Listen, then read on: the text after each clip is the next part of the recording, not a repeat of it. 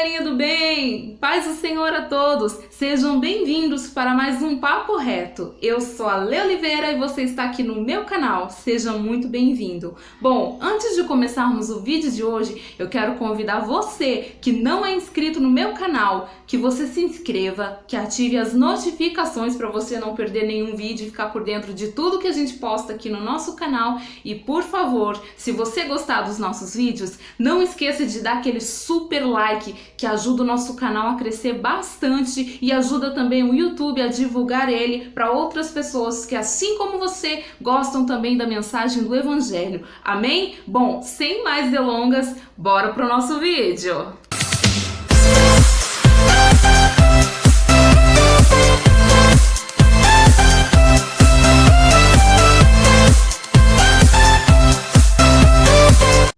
E o assunto de hoje, meus irmãos, está muito interessante. Hoje nós vamos aprender por que a importância de nós crescermos na graça e no conhecimento. Bom, você provavelmente, independente de qual vertente religiosa você seja, provavelmente você já deve ter ouvido alguém dizer assim: ah, se eu for numa igreja pentecostal, aquele povo pula demais, eles são pessoas sem discernimento, eles não sabem o que estão fazendo, eu não vou pisar lá para ficar rodopiando que nem um menino. Já viu isso? Muitas pessoas de igrejas um pouco mais tradicionais chamarem os pentecostais de crente menino, e a mesma coisa acontece com quem é pentecostal. Quando ele se depara numa igreja muito tradicional, ele vai dizer: nossa, aquele povo é muito teólogo, e teólogo é muito frio, eles são uma frieza só, eles não têm Deus, não deixa o Espírito Santo trabalhar. Você já viu que muitas vezes acontecem essas divergências entre a igreja tradicional e a igreja pentecostal? Pois dentro dessa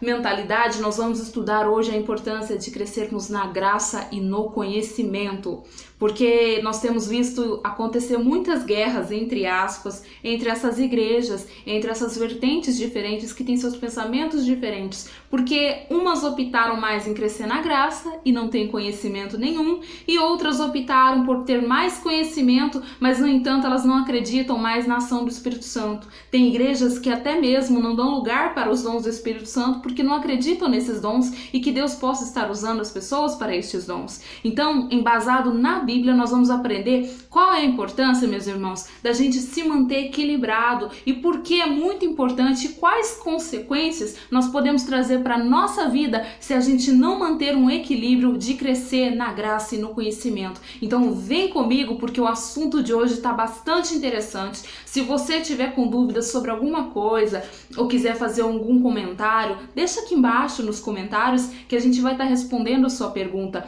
Lembrando que esse vídeo não é um ataque a nenhuma vertente religiosa, é apenas o conhecimento, o estudo da palavra de Deus para que a gente possa crescer mais e mais e termos uma mente aberta acerca do que Cristo quer para a sua igreja. Amém? Bom, pega a sua Bíblia aí comigo, vamos estudar a palavra de Deus. E se você já estiver com ela em mãos, gostaria de pedir a você que você juntamente comigo abrisse a sua Bíblia nas cartas 2 a Pedro, no capítulo 3 e versículo de número 18.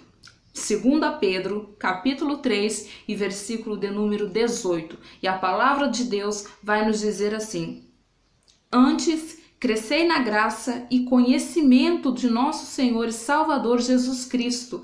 A Ele seja dada a glória, assim agora como no dia da eternidade. Amém. Olha que coisa interessante. O apóstolo Pedro aqui dizendo para a igreja daquela época, a igreja primitiva: olha, é importante que nós possamos crescer na graça e no conhecimento. E embasado nisso, meus irmãos, eu quero mostrar para vocês 2 textos bíblicos que se encontram no Apocalipse, que vão mencionar a importância da gente crescer na graça e no conhecimento. Quão é importante a gente se dedicar a manter um equilíbrio entre essas duas ideias, porque é como as pessoas mesmas dizem: se eu cresço demais na graça, eu fico sem conhecimento nenhum. E se eu cresço demais no conhecimento, eu não vou dar lugar para a graça de Deus atuar na minha vida. E isso é um pensamento errado. Por isso que Pedro disse: portanto, crescer na graça e no conhecimento. Ou seja, são as duas andando lado a lado. Elas são como o matrimônio, elas são como o marido e a mulher, elas são casadas. e uma só não faz nada, a outra só também não faz nada. Portanto, é importante que as duas estejam assim em equilíbrio nas nossas vidas. E eu gostaria de começar com você, se você ainda estiver com a sua Bíblia, que você abra comigo em Apocalipse, no capítulo 2, a partir do versículo 2, aleluia, e até o 5, aonde a palavra de Deus vai nos dizer assim, Apocalipse, capítulo 2, versículo 2 ao 5. Quero que você preste bastante atenção para que você fique ligadinho e entenda o que o texto bíblico vai nos dizer. E ele diz assim: Eu sei as tuas obras e o teu trabalho e a tua paciência, e que não podes sofrer os maus. E puseste à prova os que dizem ser apóstolos e não são, e tu as achastes mentirosos. E sofrestes, e tem paciência, e trabalhastes pelo nome, e não te cansastes. Tenho, porém, contra ti, que deixastes o teu primeiro amor. Olha isso, que coisa interessante, meu querido. Então aqui na igreja de Éfeso estava acontecendo isso. Era uma igreja que tinha constante conhecimento, era uma igreja que estava embasada na sã doutrina, mas era uma igreja que ao longo dos anos foi perdendo seu primeiro amor. O que é esse primeiro amor? Esse primeiro amor é a alegria da salvação. É aquela alegria quando você vai para a obra de Deus e você faz as coisas com zelo, quando você entra na casa de Deus e você se sente feliz por estar ali. É você ir na casa de Deus depois de um dia tão cansativo de trabalho e você sentir aquela alegria. É você não ir por obrigação ou até mesmo por rotina. E aqui nós vamos entender que isso estava acontecendo com essa igreja. Jesus elogia ela por intermédio de João, onde ele diz: olha, eu sei a tua paciência, eu conheço as tuas obras, eu sei que quando chega um falso profeta, um falso mestre diante de vocês, vocês não vão colocando diretamente em cima do púlpito, mas vocês fazem provas com eles para mostrar verdadeiramente quem eles são. Só que eu tenho, porém, contra ti que você perdeu o seu primeiro amor. E nós podemos ver isso, irmãos, em 1 Timóteo. Se você estiver com a sua Bíblia, abre aí comigo. 1 Timóteo, no capítulo 1 e versículo 3, que prova que a igreja de Éfeso era uma igreja muito bem instruída na palavra de Deus. Era uma igreja que seguia sim a sã doutrina e praticava a sã doutrina ao qual ela pregava. Amém? Então, 1 Timóteo, capítulo 1 e versículo de número 3, que diz assim: Como te roguei quando parti para Macedônia, que ficasse em Éfeso para advertires alguns que ensinem outra doutrina. Então aqui é o apóstolo Paulo advertindo Timóteo: olha, Timóteo, eu preciso ir para Macedônia e eu preciso que você vá para Éfeso, para que você ensine essa igreja a que não dê crédito a falsas fábulas, a histórias de genealogias, a histórias que possam parecer estranhas, porque nós hoje estamos vivendo pela graça por intermédio do sacrifício do Senhor Jesus. Então, Paulo deixa agora Timóteo em Éfeso para que ele exorte a igreja a crescer na sã doutrina de Deus. E assim a igreja começa a aprender, começa a crescer naquele conhecimento que eles recebiam e, mais do que isso, começam a colocar em prática. Porém, eles tinham perdido o primeiro amor. E quando uma igreja perde o seu primeiro amor, ela traz consigo algumas consequências. E aqui nós veremos a consequência ao qual Jesus Cristo, por intermédio de João, vai dizer em Apocalipse, no capítulo 2 e versículo 5. Preste bastante atenção no que o versículo 5 vai dizer. Lembra-te, pois, de onde caístes, e arrepende-te. Pratica as primeiras obras. Quando não, brevemente a ti virei e tirarei do seu lugar o teu castiçal, se não te arrependeres. Isso é muito forte. Essa é a consequência de quem perde o primeiro amor, que vai na igreja agora por rotina. Jesus, meu irmão, preste muita atenção nisso. Ele não quer que você sirva a ele por rotina, porque você está acostumado a ir para a igreja de segunda a domingo. Deus não quer que você faça isso por rotina, mas Ele quer que você faça com o primeiro amor. Ele quer que você faça com zelo, com dedicação. Você se lembra quando você se converteu, que você tinha a alegria de ir para a casa do Senhor? Às vezes você trabalhava de segunda a sábado e o único dia que você tinha para descansar era o domingo. Aí o pastor anunciava na igreja: irmãos, nós teremos evangelismo. E você ia, você almoçava na sua casa. Em vez de você tirar o dia de folga com a sua família, você ia trabalhar para a obra do Senhor. E ainda depois desse trabalho de evangelismo, você chegava na sua casa Depois de enfrentar aquele sol quente, tomava um banho e ainda ia para o culto à noite. E você sentia alegria, prazer na tua alma de fazer tudo isso. Era algo que a igreja de Éfeso estava começando a perder. E Jesus reconhece que eles eram alguém que estavam dentro da sã doutrina, mas agora ele diz: eu tenho contra vocês que vocês perderam o primeiro amor. Não basta somente vocês estarem enquadrados dentro da sã doutrina se vocês não têm amor, se vocês não têm zelo, se vocês não têm prazer naquilo que vocês estão fazendo na minha presença. Jesus, ele não quer que você faça nada por obrigação, mas ele quer que você faça por amor. Inclusive, o sacrifício de Cristo foi envolvido no amor. Você pode pensar aí comigo e poderia pensar que Jesus veio nos salvar, veio morrer com a morte de cruz somente por causa do pecado, por causa da consequência que o pecado trouxe para a humanidade. Mas não, ele não veio aqui para corrigir um erro que o ser humano cometeu no passado, por causa do diabo, que enganou Eva no Éden e trouxe essa consequência para o mundo. Você poderia pensar isso, mas Jesus, ele não foi movido pelo esse erro, ele foi movido pelo amor. Tanto é que em João 3,16 a Bíblia vai nos dizer assim, que Deus amou o mundo de tal maneira que entregou seu Filho unigênito para todo aquele que nele crê, não pereça, mas tenha a vida eterna. O próprio Jesus também vai dizer assim: olha, ninguém tira a minha vida de mim, eu a dou. Então ele deu por amor, e assim como ele deu por amor, ele quer que você faça as coisas na obra dele por amor. Não é por rotina, não é por costume, mas é por amor, que você sinta de novo aquela alegria no teu coração, aquela alegria na tua alma. E aqui nós estamos aprendendo a importância disso e também a consequência que isso traz quando a gente não se arrepende do estado que a gente está. Isso traz consequências. E Jesus está dizendo aqui no versículo 5 de Apocalipse 2: se não te arrependeres, virei a ti e arrancarei de ti o teu castiçal. Se a gente for ler Apocalipse capítulo 1 na introdução, nós veremos ali que o castiçal ele representava a igreja, que Jesus está no meio da igreja, que ele está vendo tudo, que ninguém esconde nada dele. Você pode esconder as coisas do teu pastor, você pode esconder as coisas da tua família, da tua casa, dos irmãos, mas de Jesus você não esconde nada. E Jesus conhecia as obras dessas igrejas, inclusive da de Éfeso. E por isso ele vai dizer: se não te arrependeres, eu arrancarei de ti o teu castiçal, ou seja, eu arrancarei de ti o direito de igreja, de ser igreja, porque Jesus quer que você faça as coisas por amor. Então não perca esse direito de você ser chamado de igreja. Não perca esse direito, porque quando a gente não se arrepende do estado que nós estamos, esse estado nos traz consequências, meus irmãos. Ele traz consequências seríssimas para as nossas vidas. Você foi chamado por Jesus para não ser um acomodado. Deus não quer que você ande no comodismo, mas Ele quer que você, quando você perceber que a sua vida está muito acomodada, que ela está muito normal, você pare e pense: poxa, tem alguma coisa de errado acontecendo comigo, eu preciso voltar. Quantos cristãos que começaram a obra bem, mas não estão terminando bem? Você lembra como você era proativo na obra de Deus e hoje parece que você desanimou? Hoje você não tem mais aquela força, aquele ânimo de ir para os montes. Você não tem mais aquela força, aquele ânimo de ir para os cultos de evangelismo, para os cultos nos lares, para os trabalhos da igreja, até mesmo para os cultos.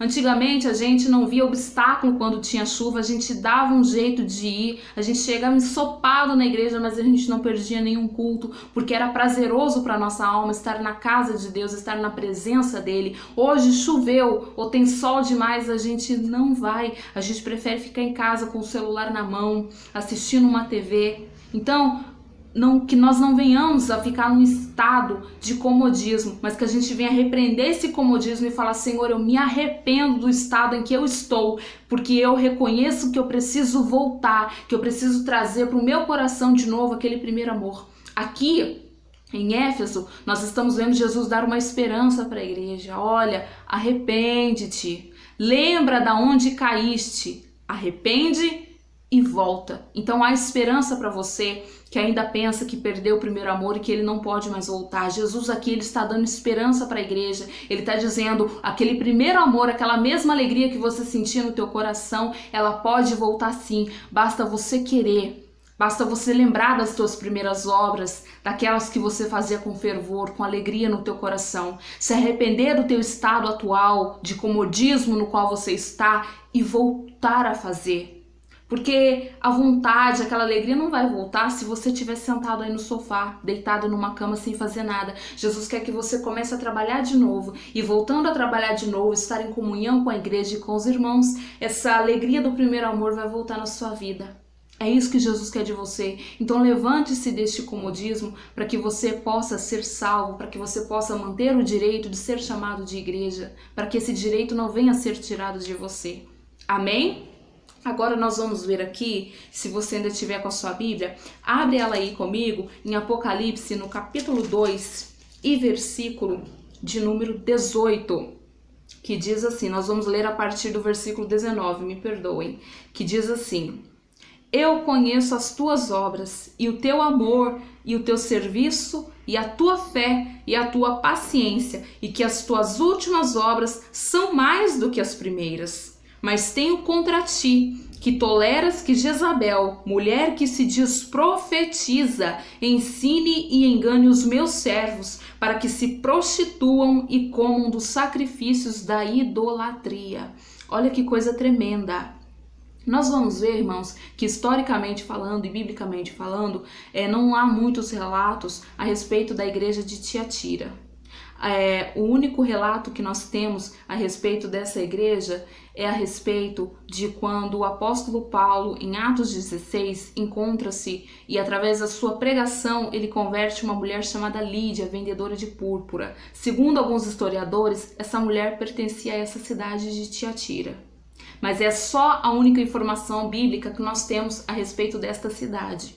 O restante, ela não é muito mencionada na Bíblia. Mas aqui nós entendemos que Jesus se dedicou a mandar uma carta para ela de alerta, de aviso. E o mais interessante que nós vemos aqui é que Jesus começa a dizer no versículo 19, eu conheço as tuas obras, o teu amor. Então, nós podemos ver aqui que a primeira coisa que Jesus elogia na igreja de Tiatira é o amor. Repare que na igreja de Éfeso eles estavam perdendo o primeiro amor, um amor que a Tiatira tinha. Então esse é o primeiro elogio que Jesus faz, eu conheço as tuas obras e o teu amor, e o teu serviço, e a tua fé, e a tua paciência, e as tuas últimas obras, que são mais do que as primeiras. Então nós podemos ver aqui que em respeito a obras, a paciência, a fé e ao amor, Tiatira estava 10. Ela estava melhor do que a igreja de Éfeso, que mesmo estando na sã doutrina, ela estava perdendo seu primeiro amor, aquela alegria, o prazer de estar na casa de Deus. Só que com todos esses elogios que Jesus vai fazer à igreja de Tiatira, no versículo 20 ele logo já dá uma advertência. Mas tenho contra ti, que tolera Jezabel, mulher que se diz profetiza, ensine e engane os meus servos, para que se prostituam e comam dos sacrifícios da idolatria. Meus irmãos, segundo historiadores, a igreja de Tiatira era uma igreja que ela era uma igreja próspera, era uma cidade próspera, o qual ela mantinha a sua cidade com tecidos, com tinturas, eles vendiam púrpura, vendiam tecido, vendiam lã, vendiam porcelana. Essa era a economia da cidade.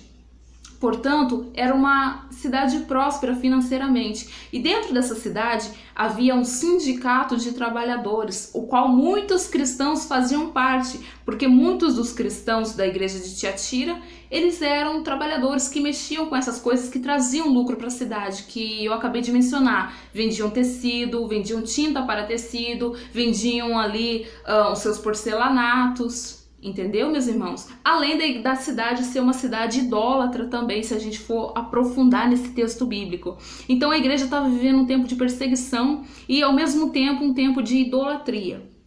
Então a igreja tinha que tomar bastante cuidado para que ela não se envolvesse nesse meio. E isso estava começando a acontecer com Tiatira. Então dentro desse sindicato dos trabalhadores, segundo historiadores, uma vez ao mês, esse sindicato de trabalhadores fazia um banquete ao qual envolvia sacrifícios, idolatrias, inclusive eles adoravam o próprio imperador, porque a igreja de Tiatira fazia parte do reino menor da Ásia, ou seja, a Ásia Menor, o qual era governada pelo Império Romano.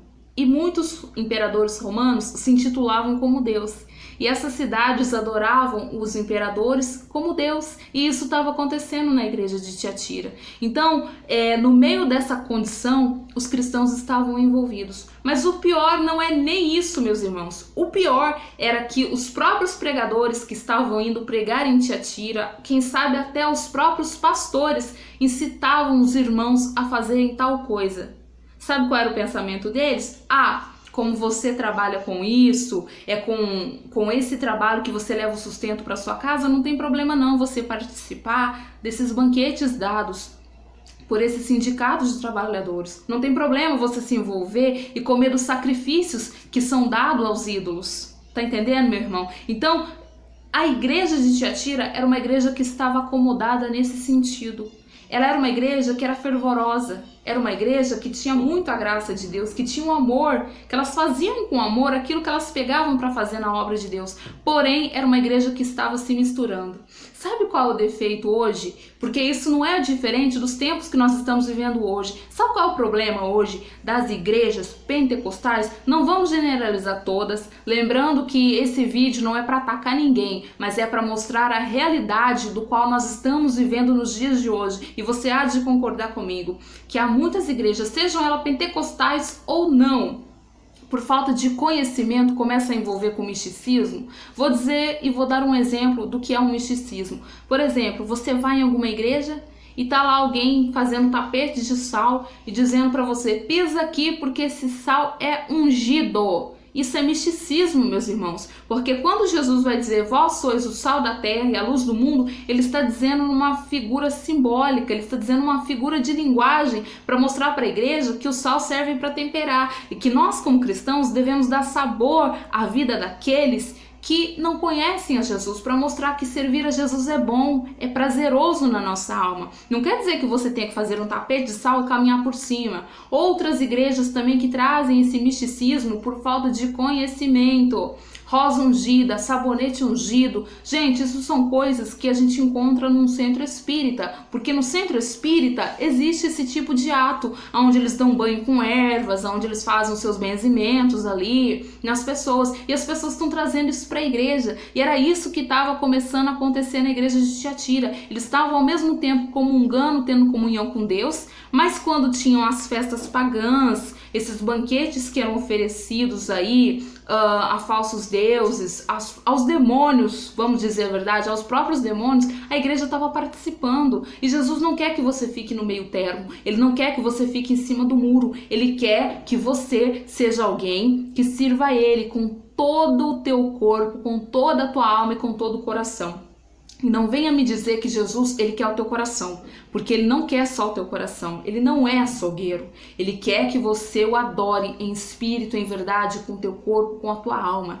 Assim como o Pai, o Filho e o Espírito Santo são trindade, são três pessoas numa mesma essência, ele quer que você seja assim também, porque quando ele fez o ser humano, ele nos fez tricotomos. É uma palavra um pouco difícil, mas tricotomos quer dizer o quê? Que Deus nos fez corpo, alma e espírito. Então o que te faz pensar que ele só quer o teu coração? Ele não quer só o teu coração, ele quer a tua boca, ele quer o teu corpo, ele quer a tua alma. Inclusive Romanos capítulo 12 vai nos dizer assim, oferecei as vossas vidas como sacrifício vivo a Deus. Isso quer dizer que Deus, ele quer também o nosso corpo. Ele não quer só a adoração que vem de dentro, ele quer que você o adore com tudo que você tem. Porque um dia na cruz, ele deu tudo que ele tinha. Ele se despiu da sua glória, ele se despiu do seu trono, ele tirou a coroa, as vestes reais que ele tinha para poder vir salvar a minha vida e a tua. Ele deu tudo de si por nós. Portanto, é importante que nós também possamos dar tudo que nós temos para ele, porquanto ele é digno, ele é merecedor de honra e glória. Glórias a Deus por esta palavra, aleluia. Então, meu irmão, você percebe aqui a importância de nós crescermos na graça e no conhecimento?